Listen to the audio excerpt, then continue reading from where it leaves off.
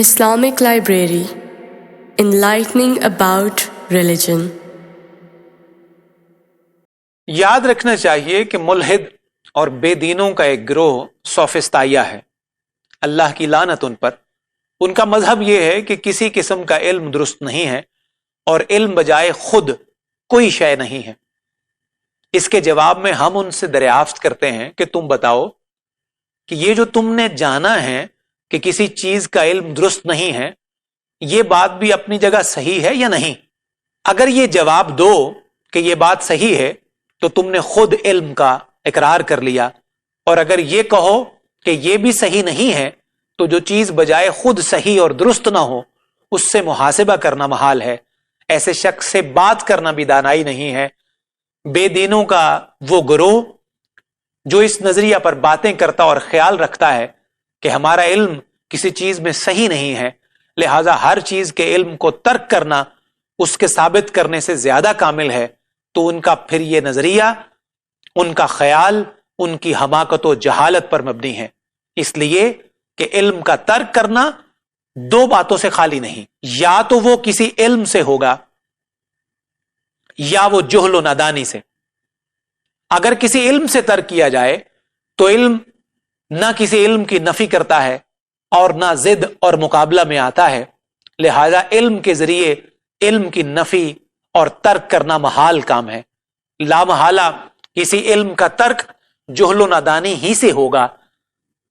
اگر یہ صحیح ہے تو اس سے علم کی نفی سراپا جہل ہے اور اس کا ترک کرنا سراسر حماقت اور جہالت ہے، کیونکہ جہالت قابل مذمت اور کبیح صفت ہے، اور یہ کہ جہالت قرینہ کفر و باطل ہے۔ حق کو جہل سے کوئی علاقہ نہیں ہے۔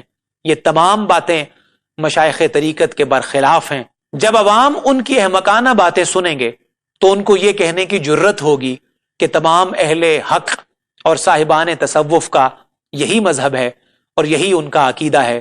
اس طرح عوام کا اعتقاد متزلزل اور پراگندہ ہو جائے گا اور حق و باطل میں تمیز کی صلاحیت جاتی رہے گی۔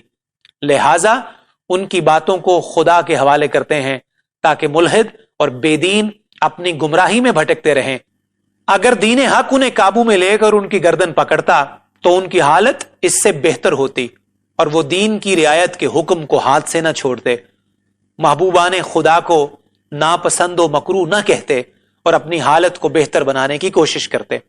ملحدوں کا یہ گروہ جو ضد اور اصرار میں مبتلا ہے، اگر دین کے حسن و جمال کے ذریعے اپنی آفتوں سے رستگاری پاتا اور عزت و منزلت کے سائے میں اپنی زندگی گزارتا اور اہل حق کے ساتھ مقابرہ و مجادلہ سے پیش نہ آتا اور ان کی عزت و کرامت کو پامال نہ کرتا تو ان کے لیے یہ کتنا اچھا ہوتا۔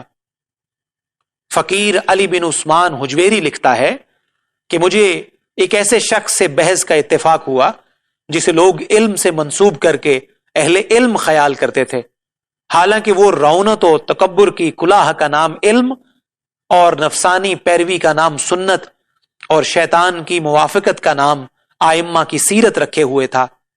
اثنائے بحث میں اس نے کہا، ملحدین کے 12 گروہ ہیں، ان میں سے ایک گروہ صوفیاء کا ہے۔ میں نے جواب میں کہا، اگر ایک گروہ اہل تصوف کا ہے تو باقی 11 گروہ تم میں سے ہوں گے، مگر ایک گروہ خود کو تم میں سے 11 گروہوں کے مقابلے میں خوب اچھے طریقے سے محفوظ رکھ سکتا ہے۔ یہ تمام آفت اور فساد موجودہ زمانے کی خرابی کا نتیجہ اور پیداوار ہے۔ بلا شک و شبہ اللہ تعالیٰ نے ہمیشہ اپنے اولیاء اور دوستوں کی ایک جماعت کو مخلوق سے چھپا کر رکھا ہے اور خلق کو ان کی خاطر ان سے جدا رکھا ہے۔ شیخ المشائخ حضرت علی بن بندار سیرنی علیہ رحمہ نے کیا خوب فرمایا ہے، دلوں کا فساد زمانے اور اہل زمانہ کے فساد کے اعتبار پر ہے۔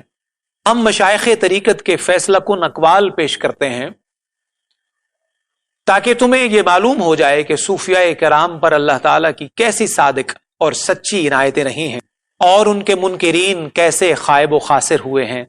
وباللہ التوفیق۔